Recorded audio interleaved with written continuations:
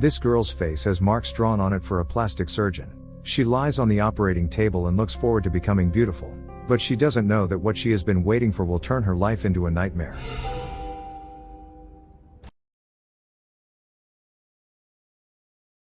Girl named Samantha walks by an old movie theater. She sees that there is a movie showing there today called The Thing in the Woods, starring Samantha herself. She cautiously walks into the empty auditorium. An invisible force pushes Samantha into a chair and the movie begins. Covered in blood, Samantha runs through the woods from a serial killer nicknamed the Welder. Hiding behind a tree, she encounters a guy named Jason and tells him that a serial killer has murdered all the people they were within their group. Night falls and the couple tries to leave the woods. Once out on the road, they see a police car pulling up.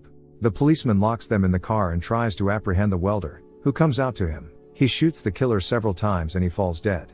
The policeman looks under the killer's mask and runs back in terror, but somehow he stumbles over the killer's leg and accidentally shoots himself. Jason gets out of the car to retrieve the keys from the policeman's body, but they are nowhere to be found. What's more, the killer turns out to be alive, so the couple has to keep running. They make it to a cottage, where a friend named Mike is waiting for them. The frightened girl tells him that all their friends have been killed. The killer shows up on the doorstep and Mike is killed. While Jason fights him hand to hand, Samantha finds a trapdoor leading to the basement, where she discovers the killer's previous victims. Jason tries to stab the Welder with a knife, but the Welder takes the weapon away and cuts him. He then stabs him with all the knives from his stand, then burns him with a welder. The girl arms herself with an axe and a chain found in the basement and fights back against the killer. To Samantha's surprise, her neighbor and childhood friend named Fred is uncovered under the mask. He tells her the story of what happened. With a tight group of friends, they went to Fred's cabin on the lake. One day the boys saw a meteorite falling in the woods nearby and went to watch. Fred advised Jason to call the police, but he didn't listen. When he touched the meteorite, it disintegrated into dozens of spiders, which began to climb into their mouths and take over their minds. Fred managed to escape and make it to the workshop in the house, where he escaped the spider attack with a welding mask and killed the arachnids with a hammer. So Fred put on a welder's suit and proceeded to exterminate his friends before it was too late and the aliens got to civilization. Samantha is shocked by what she hears. She asks him to kill her, which is what the guy does with tremendous effort. Fred, weeping, puts on his welder's suit and goes outside to fight the spiders one last time. The next morning he gets in his car and drives to town. He failed to win and the aliens from outer space subjugated him. A man named David decides to go into seclusion with his girlfriend, Anna, in an old movie theater. The girl has a scar on her face. As they are kissing, suddenly the movie turns on and Anna appears on the screen. She is standing by the mirror in the restaurant bathroom, looking at her scar in disgust. When she returns to David, he asks her not to do it again. The couple recently got engaged and the man wants to pay for Anna's plastic surgery so she can finally love herself. The girl is uncomfortable, but she agrees. At the consultation, the plastic surgeon informs her that he can not only make the scar invisible but also make some more corrections to make Anna beautiful. She feels a little uncomfortable with such generosity, but she likes the idea. Under anesthesia, Anna sees herself walking down the aisle with her new look, where David is waiting for her. But next thing you know, a grinning surgeon is standing there with his assistants. Their uniforms are smeared with blood. After the operation, while the girl lies unconscious, David takes some pictures of her bandaged face. When Anna regains consciousness, the surgeon comes to see her. He tells her that one session is not enough and that several more operations are needed. The doctor offers to start the next day and Anna is alarmed by this proposal. No less frightening is the fact that the phone on her bedside table does not work, and the nurse forbids her to contact her relatives. At night she sneaks into the nurse's computer and discovers a suspicious fact. David has insisted on an immediate operation. On her way to her room, Anna hears moaning from the operating room. There, under the black covering, lies a woman with only a mouth on her face. Seeing how tomorrow's operation could end, Anna runs away in terror. After a fight with a nurse, Anna manages to run into the elevator and take it to the first floor, but a surgeon and his assistant are waiting for her there. He gives her an injection, after which she passes out. Anna is recovering from surgery. David says that his mother has come to meet the bride. She notices a mirror on the bedside table. When she unwraps the bandages, she sees that the surgeon has disfigured her, turning her into a real monster. David walks into the room with his mother. She says that the girl is a real beauty. Anna is completely shocked by what she sees in the movie. She looks around for David, but he is nowhere to be found. On her way out of the auditorium, she meets the Projectionist. He calls himself the keeper of hundreds of nightmares, lost but not forgotten. He tells her that he wants to see her die. The girl's shriek goes off throughout the empty movie theater. Father Benedict walks past the movie theater. The sign lights up and he sees that the movie Macket starring him is playing there. A boy possessed by a demon stands on the roof of a Catholic monastery. Father Benedict asks him to come down, but he only laughs. Sister Patricia climbs onto the roof to help the boy. He gains control of his body for a few seconds, but falls off the roof and dies. A woman named Cindy comforts her daughter Danny, who, along with the other children, witnessed the boy's suicide. After putting her daughter to bed, Cindy goes to work. As she goes through her notes in her office, the crucifix hanging on the wall suddenly falls. Hearing strange noises from the hallway, Cindy goes out to see what's there, and something disembodied flies past her.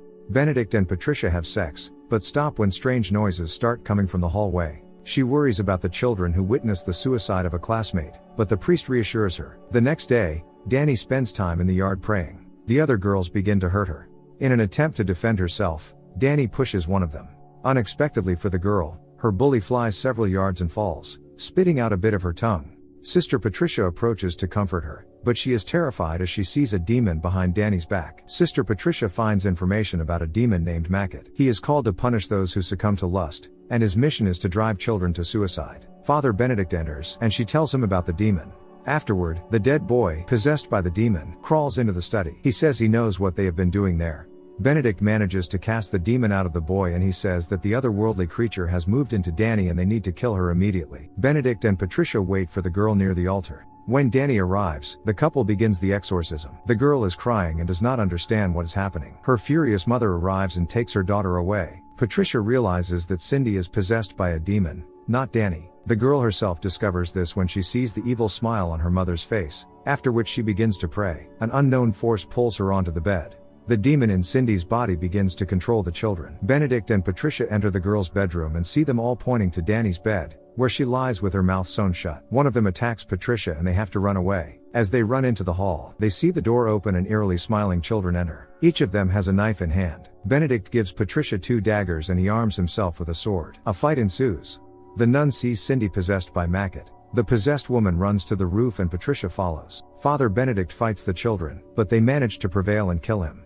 Once on the edge of the roof, Cindy, who is possessed, grabs Patricia and jumps to her death. The nun manages to survive, as Cindy's body cushions her fall. But after the possessed woman's death, the demon has moved into Patricia. Father Benedict is impressed by what he sees. The projectionist knocks him out. A woman named Helen enters the movie theater. On one of the seats, she finds a phone that receives a call from an unknown number, but the movie is already starting. Helen and her sons have come to see a doctor, but he is delayed and she is asked to wait a few minutes. The boys are not happy because they have already been sitting for hours. She goes to the reception desk again, but the girl sitting there is now covered in mud for some reason. She tries to say that she can come back another day, but the girl says that they have already struggled to squeeze Helen into the schedule, so she will have to wait. It's time to see the doctor. Helen tells him that she is haunted by frightening hallucinations. The environment, as well as the people around her, are constantly changing. Nevertheless, her children seem normal. Moreover, it was the boys who brought her to the hospital. The doctor asks if she wants to kill herself, but without waiting for an answer, leaves for a meeting and tells her to come back tomorrow. Helen walks in confusion down the corridor of the hospital, which now looks like an abandoned building. She goes to the couch, but her sons are no longer there. Near the elevator, Helen manages to catch the receptionist, who has turned into a frightening monster, but she says she has not seen any children at all. The woman walks into the filthy bathroom and asks the nightmarish janitor cleaning the sink if he has seen her children. The man ignores her. Then Helen pulls a strange gun from her purse and threatens the janitor with it, but he just walks away. The hospital corridors are getting dirtier and dirtier. She tries to call her ex-husband. He tells her that it's over and that she shouldn't call him anymore. Helen asks him to think about the children, but he says he has not heard of any children. The woman tries to shoot herself, but she lacks the nerve. As she walks on, she overhears the doctor talking to her sons through the door. One of the boys regrets that they gave her a pistol with 1 bullet instead of poison. The doctor says that anyone can fall out of reality,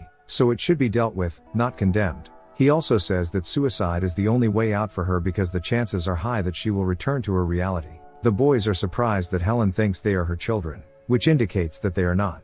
She enters the office and sees that this time, too, the doctor has turned into a monster. She shoots him in the head and gets the children out of there. Helen says they are going home. Helen in the movie theater lowers her eyes and sees that she has a gun in her purse. There is a sound of a gunshot coming from the movie theater. A boy named Riley walks past the movie theater and sees that a movie called The Dead is playing there. He sits down at the organ next to the movie screen and begins to play. The movie begins. Riley performs a piano recital.